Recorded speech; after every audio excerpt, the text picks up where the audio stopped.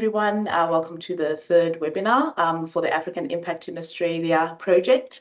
My name is Ntando Ngwenya. I am the project officer for this project based at Curtin University, and I'll be the moderator for today's session. So before we begin, I'd like to acknowledge the traditional owners and custodians of the land that I'm coming from today, the Whadjuk people of the Noongar Nation, and pay my respect to elders past, present, and emerging. This project sits across Australia, and many of you are also joining from across the country. So I'd like to acknowledge the traditional owners and custodians of lands across Australia and pay my respects to them, their cultures, and elders past and present. And I'd like to acknowledge any Aboriginal and Torres Strait Islander people who may be joining us today. So a little bit about the seminar series. We started this about a year ago as part of the project, and we hold one webinar every 6 months. So the topics so far have covered an overview of the demographic, people and migration dynamics of African migrants living in Australia.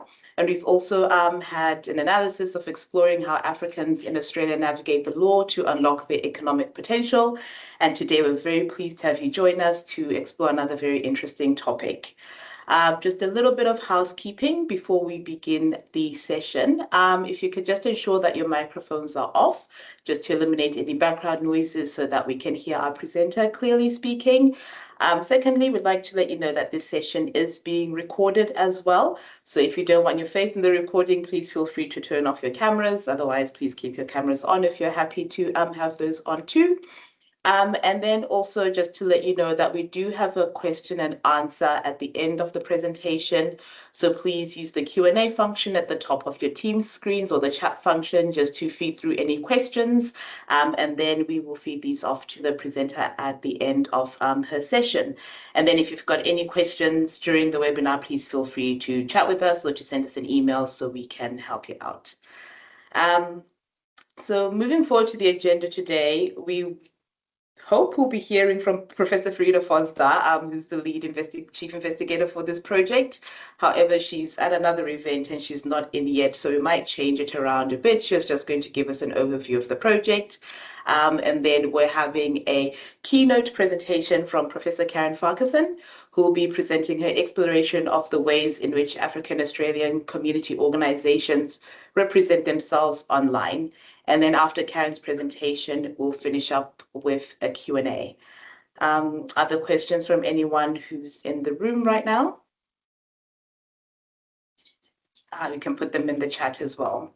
If not, I guess we will move it right over to you, Karen, if that's all right. So I will give a brief introduction of Karen and then move it on to her. So Professor Karen Farquharson is president of the academic board, chair of the Antiracism Hallmark Research Initiative, and professor of sociology at the University of Melbourne. Her research is focused on the sociology of race and racism, ethnicity and diversity, mainly in the context of organizations, media, and sport. Her current projects examine the political and economic agency of Africans in Australia and racism in Victorian sports. She has educated quite fancily at Harvard University and the University of California, Berkeley as well. And now I'll hand it over to you, Karen. Thank you, Ntando. So I'll go through what Frida was going to say about the project and just give you a bit of an introduction to the project. And so the project, whoops, where am I here? There we are. So the project is an Australian Research Council funded discovery project, and it's a collaboration across Curtin University, University of Western Australia, ANU, University of Melbourne, University of Newcastle, and University of Sydney. It's a nice photo there of all of the collaborators on the project, and it's really delightful to be working with everybody on this project on African agency in Australia. So the research objectives are really around changing the deficit narrative. As many people in the room know, there's a negative narrative of Africans in Australia, largely perpetrated by mainstream news media, but also by social media. And the project is looking at how African Australians and Africans in Australia live here, how they enact their own agency, and particularly how political and economic agency are exercised. We're also interested in mapping pathways to empowerment and success for new waves of African migrants. And we're doing this by a number of sub-projects, which I'll go into in just a second. So we're interested in identifying the nature of political consciousness amongst Africans in Australia and looking at how Africans are able to exercise their agency in a context of this deficit narrative and these discourse challenges. In doing so, we're aiming to develop a national picture of economic activity and contributions, including employment, education, income, and occupation trends, demographic and migration differences, consumption and investment practices, entrepreneurial activity, and how these forms of economic agency are associated with political agency. So we have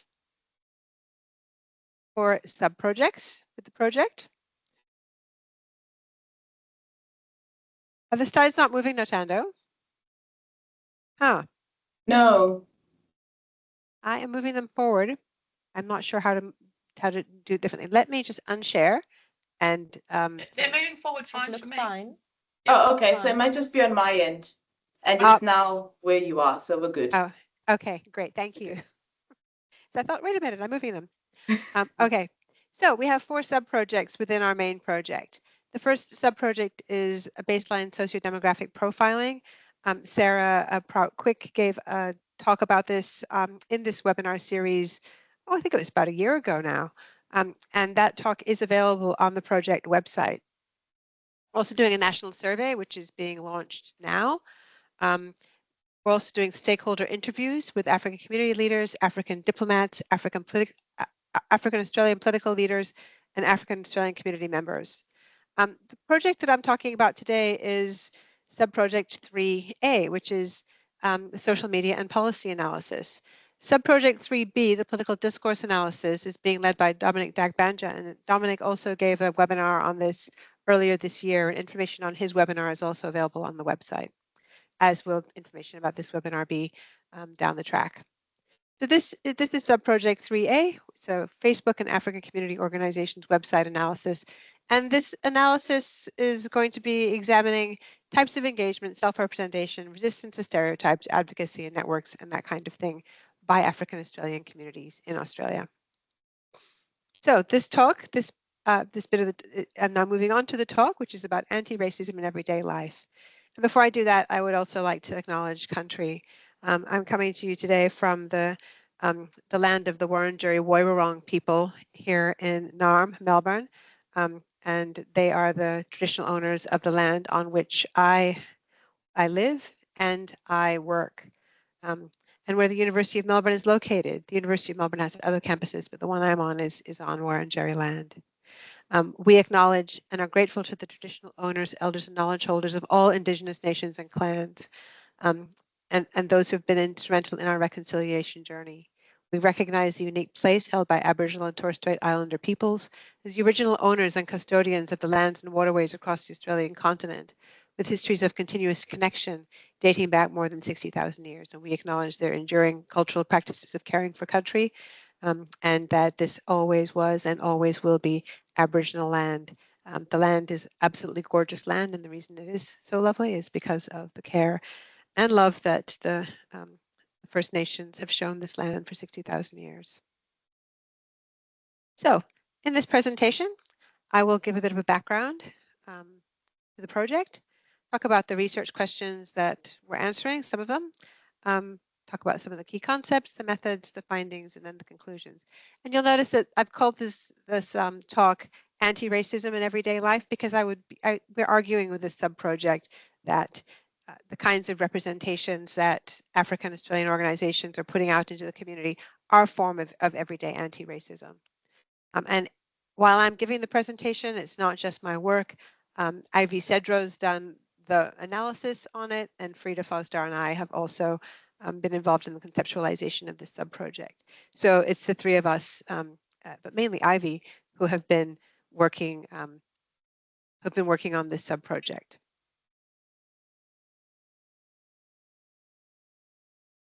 So why are we interested in representation?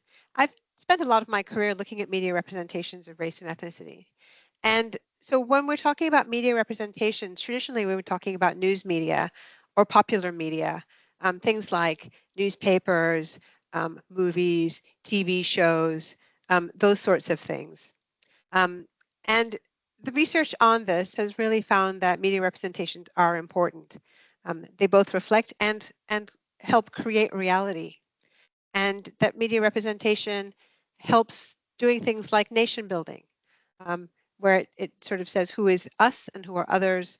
It also helps to create community, again, through kind of situating people as us and others. Western news represents non-Western world as full of crises, war, and natural disasters. And this is particularly the case for African migrants. And this is decades of media representation research has shown this.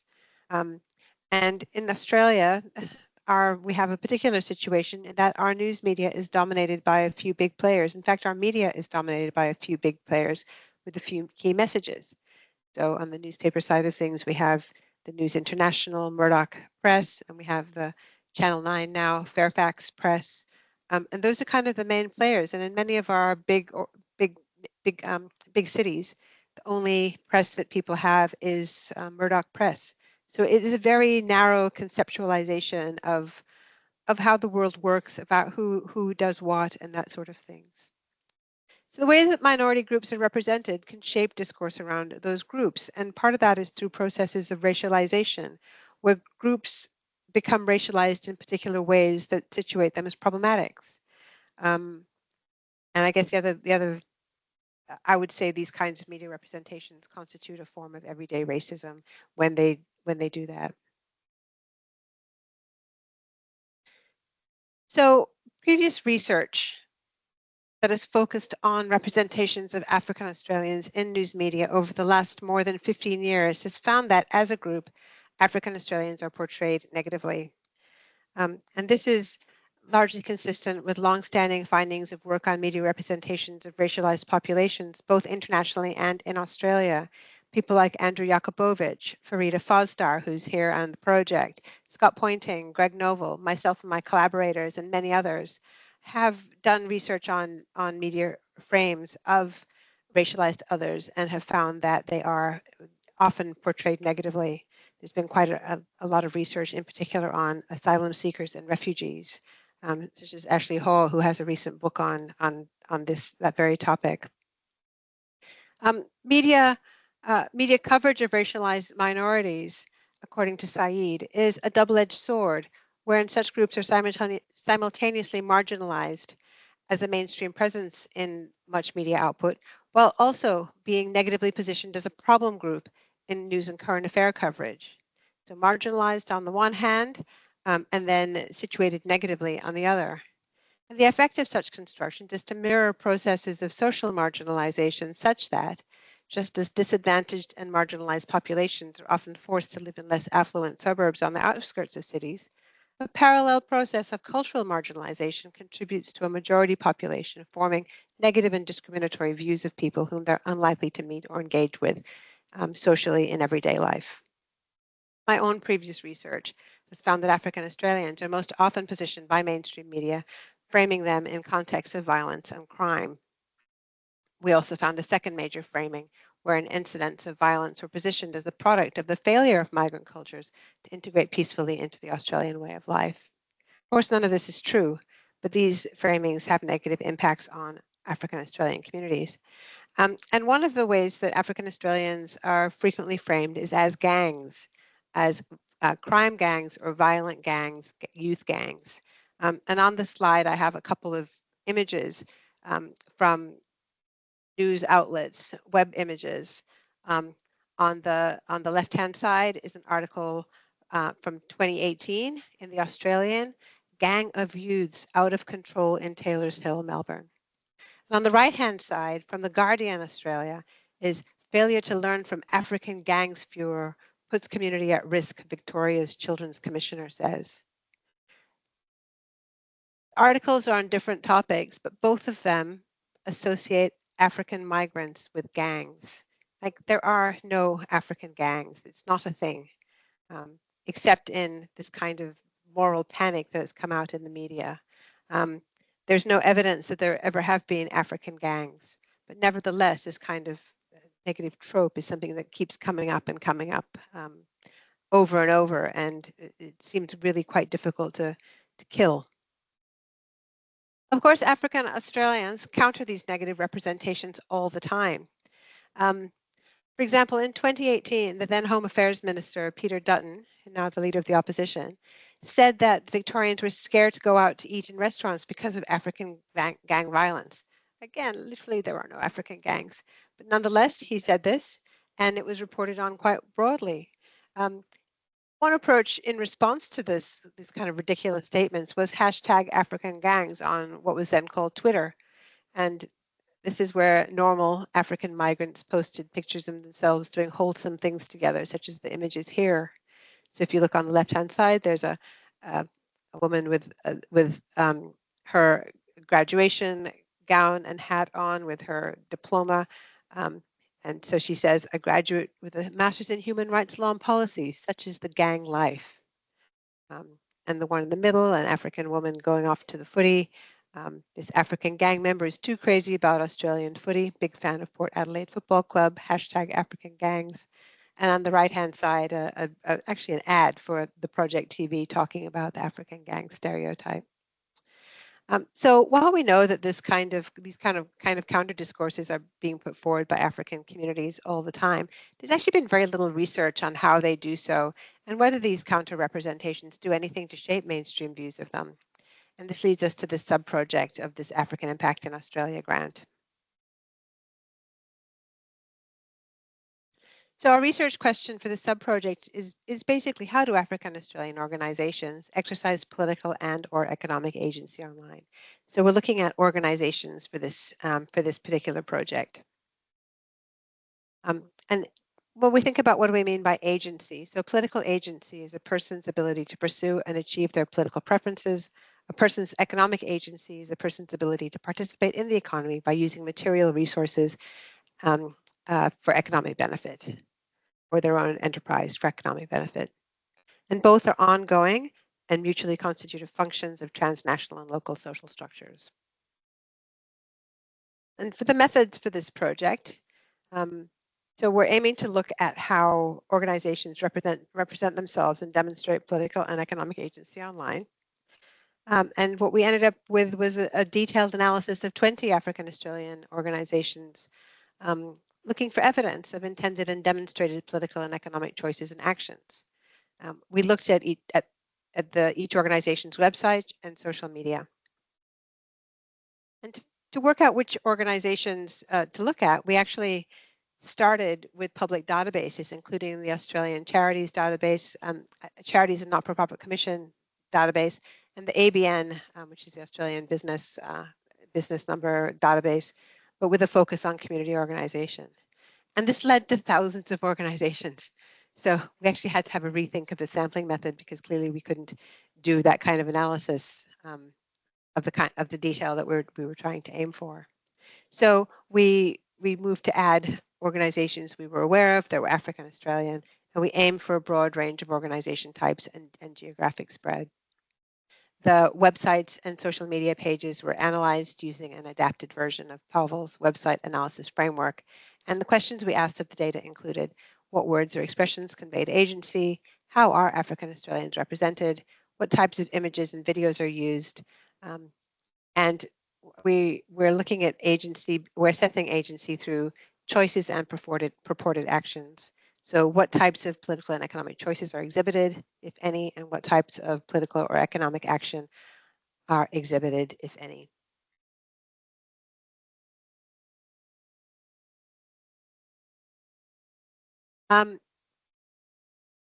Sorry, I'm going ahead of myself. So organizational agency was demonstrated online through expressions of intent and expressions of action. And we expected to find that websites of organizations would actually exhibit agency differently than their social media. And in fact, that is what we found. So the differences between the two are that websites are more static, they have fewer expressions of action and more expressions of intent. And social media was more dynamic and interactive with fewer expressions of intent and more expressions of action. So expressions of intent put forward a desired representation, we would say.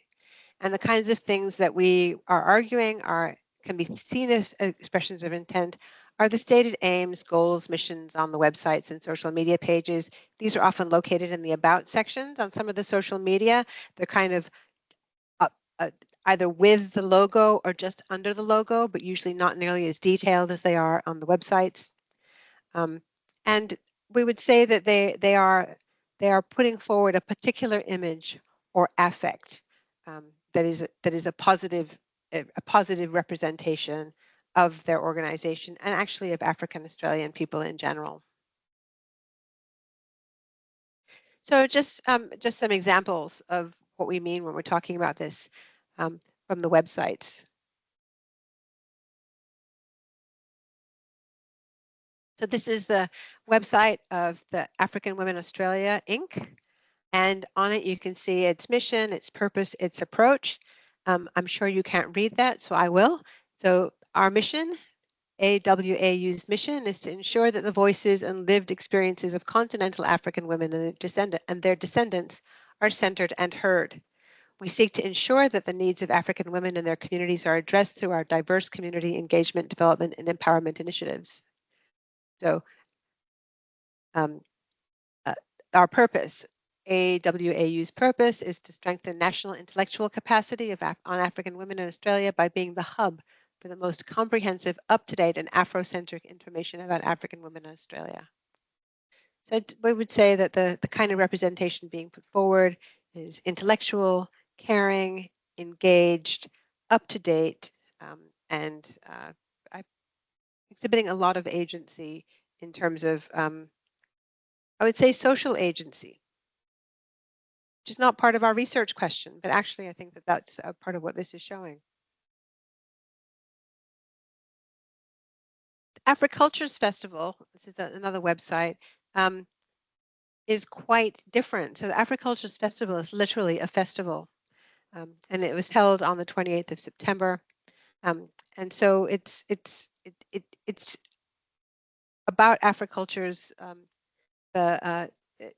So I'm going to back up and stop for a second. From the website, this one-day festival draws thousands of people from across Australia to immerse in the culture, food, music, and arts of Africa. From bustling market stalls selling arts and fashion to a vibrant lineup of dancers and musicians to delicious food from around Africa, this festival is a jam-packed day full of fun for the whole family. Again, positive representation of rich culture and food, and this website includes expressions of intent and action as it's for an event, which is an action. And there are a number of these sorts of events. We actually just had one in Melbourne this weekend, the African Culture and Music Festival. Similar kinds of things, again, showing rich culture, showing positive representations.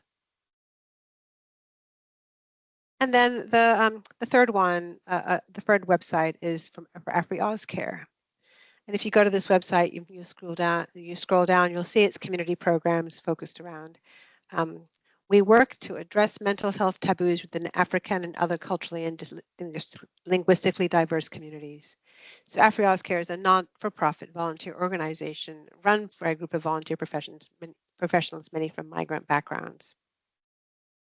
So these are three quite different examples of websites for African Australian organizations, but all of them are putting forward very positive representations and exhibiting being actions, proactivity around African communities in Australia. So I'm not going to move into more of the expressions of action. Rather than the expressions of what we're going to do, these are what we are doing. And so this is going to be a focus on the social media side of things. So the evidence of actions taken, observed through pictures, videos, and reports. And so back to Africultures, this is their Facebook page. So the images from the festival.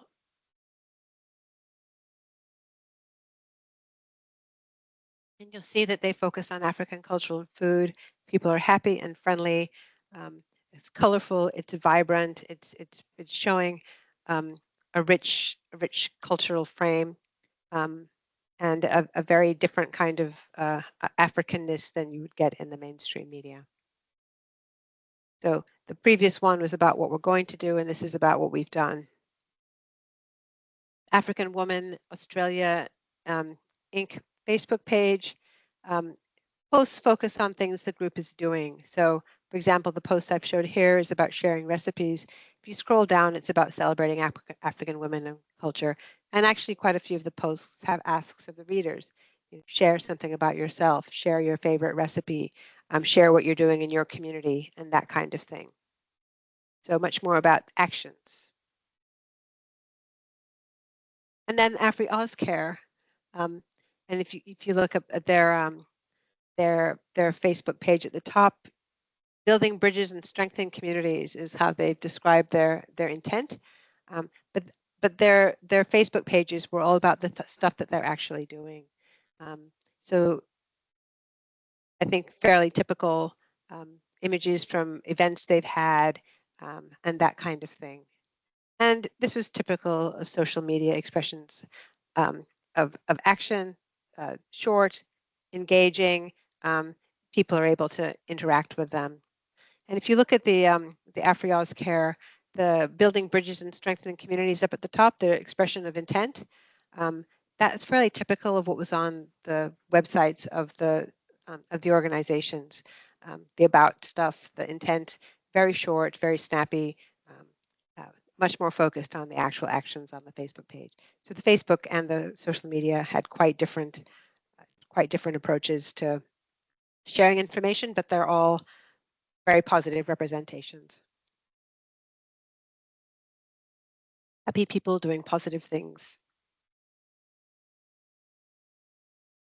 So what do we make of all this? So I'd say that all of these organizations are putting forward positive images of Africans in Australia. These images are counter to the deficit discourse that we see in mainstream media. The websites and social media pages, I'd say, mainly show African economic and social agency rather than political agency. Probably if we had looked at different sorts of organizations, we might have seen some political agency, but actually we tried to find some websites that would show political agency, but we didn't really see any. So if anybody knows any, if you pop it in the chat, we can have a look at them. We're arguing that agency is demonstrated through expressions of intent and expressions of action, and that, again, these positive representations counter the dominant negative narratives of Africans in Australia and can be seen as a form of everyday anti-racism. And that is the end of my half hour or so of talking. I would love to have your questions. Thank you, and I'm going to stop sharing now. I can work out how to. There it is. Thank you so much, Karen. That was really enlightening. Like, there was a lot of interesting things I was writing down notes on. So thank you so much for sharing that. I also just wanted to mention that Farida did manage to join us. So thank you, Karen, for your introduction. I'll just quickly give an introduction to Farida as well. And then if people can ask questions to Farida about the project itself or to Karen about her presentation in a sub-project, in that I'll open up to that. So just a bit of background on who Farida is. So she's Professor Farida Foster. She's a sociologist, Professor of Sociology and Dean Global Futures at Curtin University. She has a research focus on migration, race and ethnicity, refugee settlement, racism, nationalism, global citizenship, and cosmopolitanism. So you can see where she and Karen have overlaps there. She's published widely with over 130 journal articles, chapters, books, and reports. Farida joined Curtin in 2022 as part of the Global Futures Initiative. Prior to this, she worked at Murdoch University and then the University of Western Australia as an ARC Future Fellow and teaching and research academic. And she's also the co-convener of the annual Migration Update and coordinates the Migration, Mobilities, and Belonging Group. So now that I've introduced Farida as well, please feel free to unmute your mics and share any questions that you may have. Or comments. Or websites that we haven't looked at.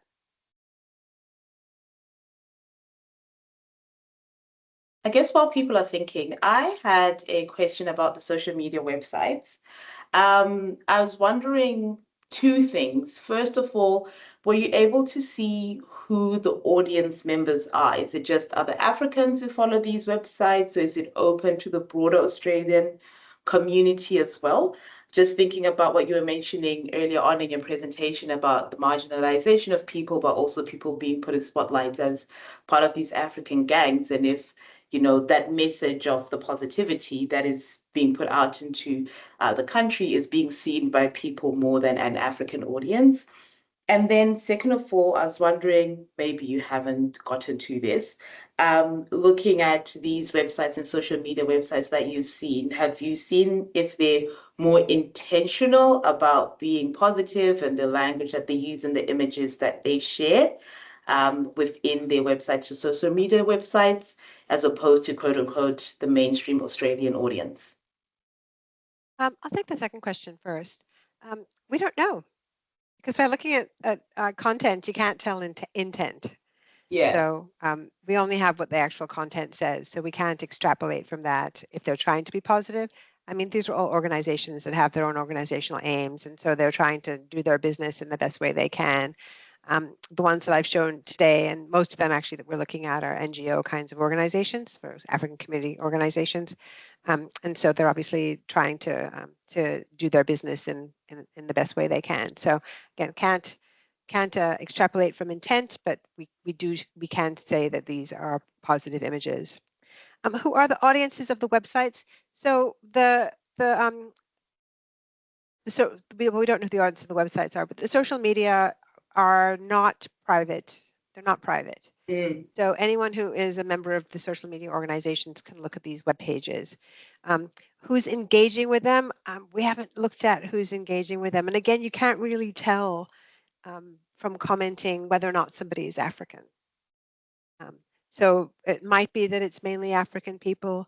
It might not be. That African Women's Organization is aimed at African women, and I would say probably most of the people who are engaging with that are African women, African Australian women.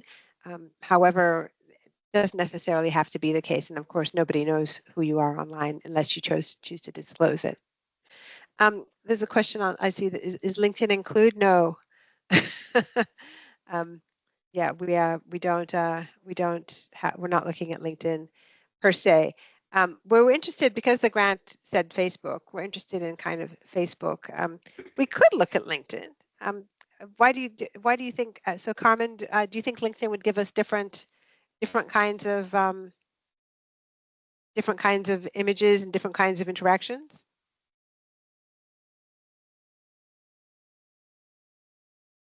You can put it in the chat if you don't want to say it. I think it's an interesting. LinkedIn would give you a more professional, aspect, as opposed to just community. And you might find, you said you're also looking at political influence. Agency, yeah. Agency, sorry, yes. And perhaps LinkedIn, being a professional networking site, might actually provide you with more examples of political agency. It's just a thought. Yeah, I think it's a good idea. We can have a look at that. Where people are choosing to engage is an interesting kind of a question. And I think it really does depend on the organization. And I think if you're engaging with customers, you're probably not going to go on LinkedIn. But if you're engaging with other professionals, you're probably going to go on LinkedIn. I think we'll have to think about that one. I think I've written that down as something we can look at. I can put some, I can give you a few of the LinkedIn pages or African associations that I follow, that you might want to have a look at, that do regularly post on there.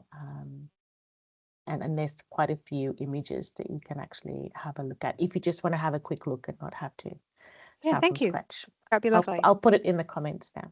Yeah, thank you. Thank you very much. I see a question from Brighton.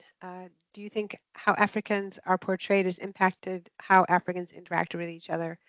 I think that's a hard question to answer. It's a question you can actually ask African migrants about. So I did a big project a long time ago now, about 15 years ago, that looked at media representations of Sudanese and South Sudanese Australians. And the people who we talked with for that project say that every time there is a negative media story about Africans, every time there was an African gang story, they experienced more racism. And that for some of them, they spent more time with African community rather than trying to engage with people who weren't of African background, because with other Africans, they didn't have to deal with that racism. And so there's just a level of comfort with other African people that that was quite quite comforting, and that you can have a happy life here despite that. Ruby. Hi, Karen. Thanks so much. Oh, there's feedback somewhere. I'm in the same room as Notando, so this is why there might be some feedback. Thank you so much for your presentation. I had a couple of comments and a question. The question would be around, so on the one hand, in the mainstream media, we have a relentless negative portrayal of African people. And then on the other side, when African community members or organizations are presenting themselves as a counter, it's extremely positive. So how would you imagine African people being able to have conversations about difficult issues publicly and engage with the rest of Australian society without the burden of always having to be positive, and actually get to a point where there is actual dialogue around the reality of being a migrant, the good and the bad, because that needs to happen at some point. My second aspects are more in terms of comments. Just to let the audience know, part of the ARC project myself, and I'm looking at African organizations and their engagement and political agency. And having looked at the data of all these organizations, when it comes to actual web presence, being on social media, the patterns that I've seen is that a lot of organizations will register but will not engage online, not with a website, not on LinkedIn, not on Facebook. And I don't know what the reason is, but maybe it is because social media is such a fickle thing. It doesn't make sense that there's so many organizations and they have not engaged digitally. I don't know what the answer is around that, but that's what's coming up, at least with the research. So that was my comment. Yeah, I think that's a really interesting comment, Ruby. It's not safe.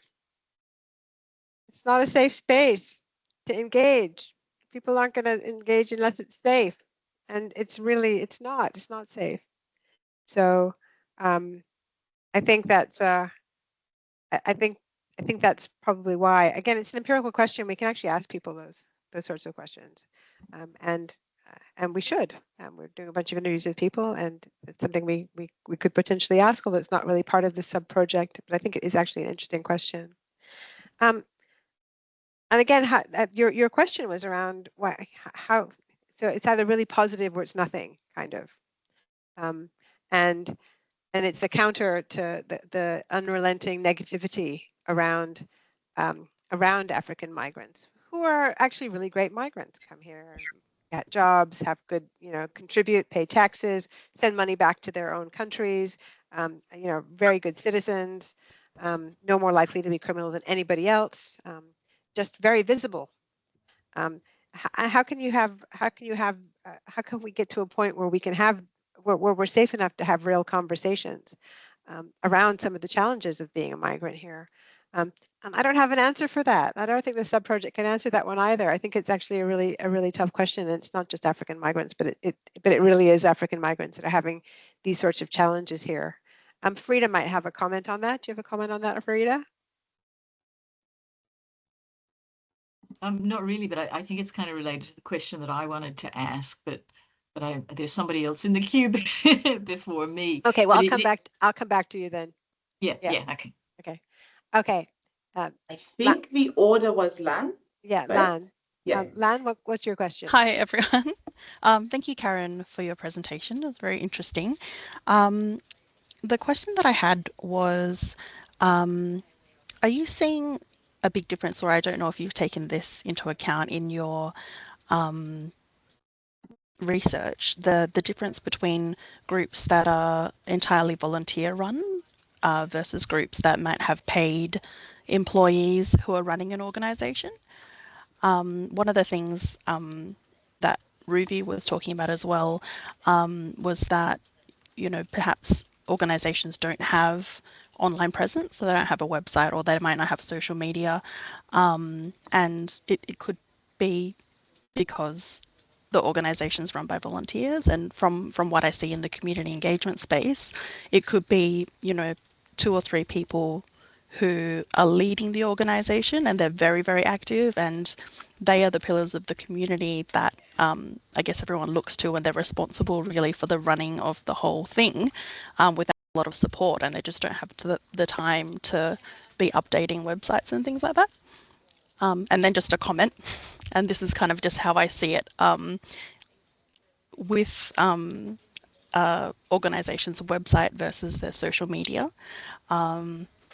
How I kind of see it, and how I've seen it across different communities and different countries as well, is that their website, well, their online presence kind of is like their virtual home, and their website to me is kind of like their formal living room, where if you knock on the door, they invite you in and they tell you about themselves. It's very formal, it's quite static, and then their social media is more like their kitchen, where you come in, you have a really good chat, they feed you, like it's much more dynamic and interactive. Yeah, I think that's exactly right. That's exactly right. We haven't looked at whether or not the organizations are volunteer run or paid, or, you know, businesses versus NGOs kinds of things. And even with the NGOs, some of them are, you know, proper businesses. They're not just run by, they're not all volunteers. We have a mix of kinds of organizations in there, some with paid people and some without. I do think that I think that you know, the social media is the thing that's updated, if anything is. The website, it doesn't get updated very often. It gets updated if something gets really out of date, or somebody's like, oh, that's really out of date, and somebody will eventually Just do the something committee with members when there's an AGM.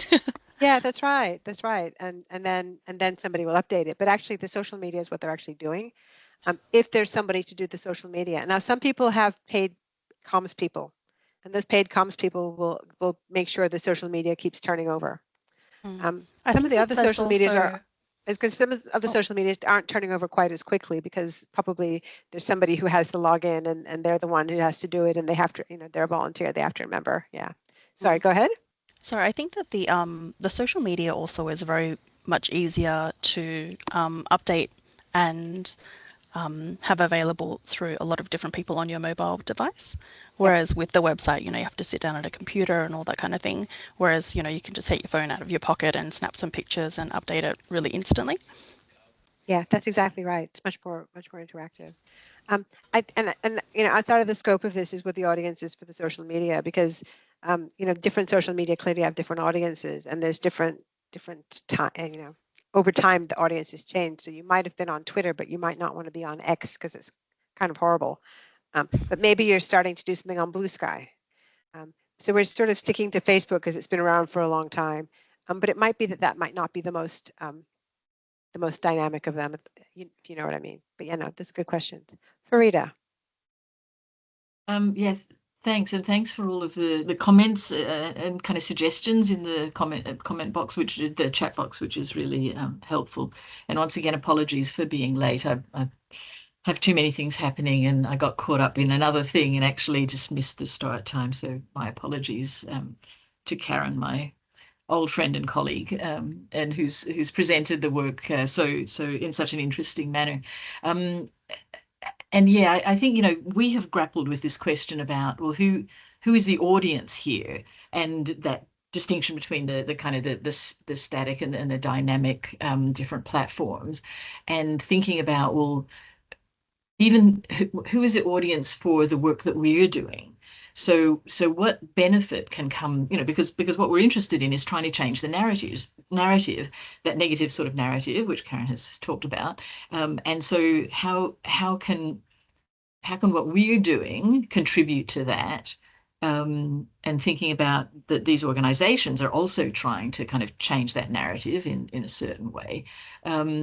So I guess my question is around, what are the mechanisms by which we might influence that higher level narrative which is out there, and also what are the kind of policy implications that we might be able to derive from this? And I know that we're in the middle of kind of doing this study, so we may not have gotten very far along that path, but just wondering if you had any thoughts on those things. Oh, those are $1,000,000 questions, Farida. No. No, I think I'm really curious to see what the other projects find, actually, to provide us with some guidance on that, because I think there's probably, like, it's a cultural thing.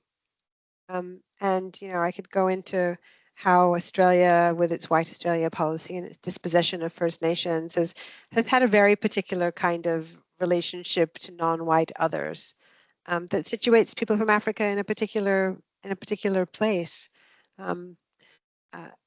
But in the mainstream, which is quite problematic. And how do you effect change around that, as part of your? I would put it as part of anti-racism work, you know, which is to have a fair and equitable society for everybody, where the color of your skin doesn't affect anything. I think that's something we need to probably think about as a research team. Is like, you know, what can we recommend around this, when we have more of the findings? Yeah. Ephraim. Yeah, thank you. Can you hear me? Yeah. Just to add to the voices already, very timely presentation and conversation, because we know that media is a big shift of anything we do these days. I have a lot, but I'll just tie into the last comment by Ruvi in terms of having African organizations. And I hope this cuts across both non-profit and profit organizations. For having those organizations doing so much, but they are not being seen. And it takes my mind back to artificial intelligence, which I'm just interested in these days, because I think we can't afford to lay back when this is taking over literally everything. Even the website building these days is no longer by code, it's by AI. So, and one of the key principles that AI, the principle behind AI, is a machine learning. So it learns what is out there. It learns from what is out there. So if we don't have African representation out there, what's the future like? So while I sense what Ruvi is saying, that's true, but I think this demands some intentionality. If we know the implication, we'll have to push for it. And I think it's going to come down quickly to representation, numbers, resources. You did mention at the beginning the big players controlling media. Until we get to that room, I think, of course, we have to start from somewhere, but until maybe we start having some small African media, maybe, who we can patronize, who we can support. I'll give you an example. There's a small player. It's almost as if it's just scratching the surface. There's a guy that I've been trying to do something, Cool Life. It's just so archaic, if I may say. This is not being negative compared to the Fairfax, but I see a bit of good stuff there, something about media, talking about Africa, representing Africa, because you don't get it easily in the other place, apart from the negativity. So I think we need to put ourselves out there. Big thanks to Ruby for bringing that point. We are saying so much, we are doing so much, but they are not being heard. So we need to put ourselves so that machine can learn us. And while we're waiting for machine, human beings can learn us as well. So thank you again for this presentation. Hopefully we keep having more of these. I take time to always attend this because this is, for me, this is a very strategic campaign that this research group is doing. Thank you. Thank you, Ephraim. I really appreciate that. I agree with you. I think there needs to be more content that can feed into the AIs because the AIs are really biased. They're actually racist and sexist. So I think that is that having more non-white Western content, I think, is probably a really helpful thing. I also think there's some possibilities for AI for the data analysis, but I'm not sure it's quite there yet. But I think that could actually really help us get through some more data to actually look at it a bit more systematically. So we've got Janet, we've got Chika, we've got Hailey Lul, and we've got Ruby. And we have 6 minutes. I think I was ahead. Just because I had to log out and log in, I've got bumped and Guido, to the end. we had you first. Yes. Yeah. Okay. Let me do Janet, then Guido, then Chika, then Hailey Lul, then Ruby. Quick. Thanks. Janet. Oh, thank you very much for the very interesting presentation, Karen. I should declare that I'm part of the project too. I have some of the difficult questions you don't have to answer. I think Farida has given the first one, which is the policy implications, because that's what we're targeting. So with the policy implications, probably what we could do later is to do comparative analysis. Look at other countries.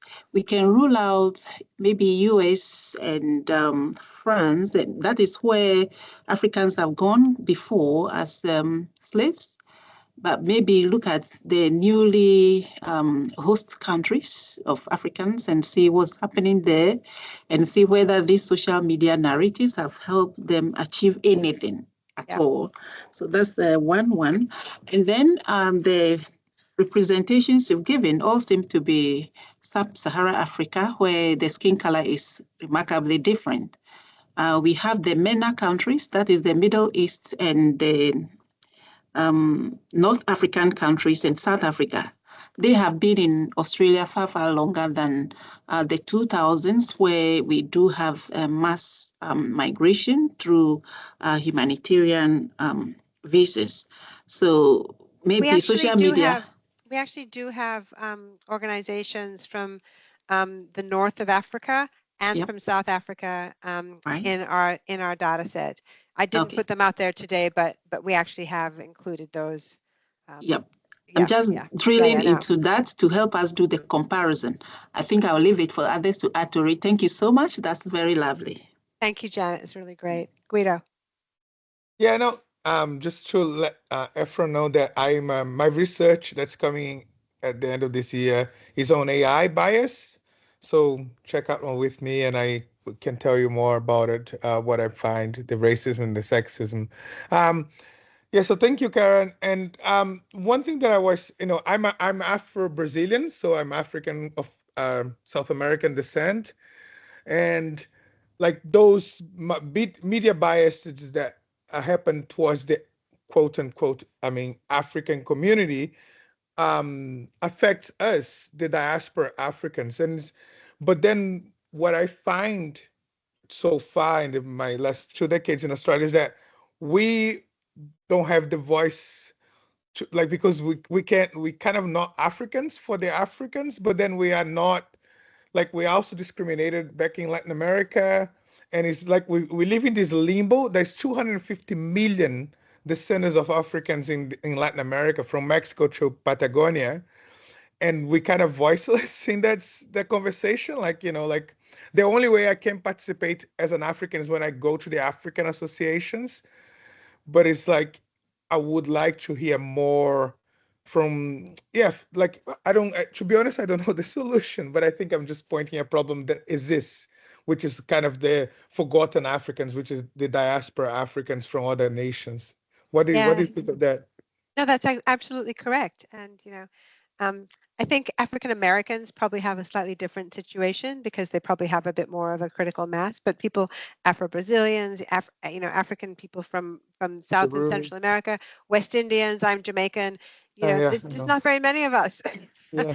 And so, we don't have the same sort of mass. And of course, Africa is not a place. Africa is a continent, and all the sort of African people are from African nations, and they're very diverse. And even within African nations, is very religion, culture, ethnicity. There's a lot of So, with our Blue Nile project here at University of Melbourne, it's basically people who are Black people.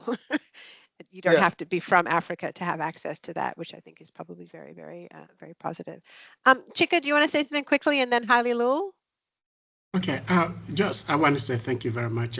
Look, everything seemed to be covered, but in terms of what Gali, what you're talking about, is actually one of the issues that we raised at the AU when we were in Addis a couple of years ago, which is why the AU has got a sixth region, which is the diaspora, because it's aware of actually getting the voices of the African descendants who have left the continent. So that's something that we need to.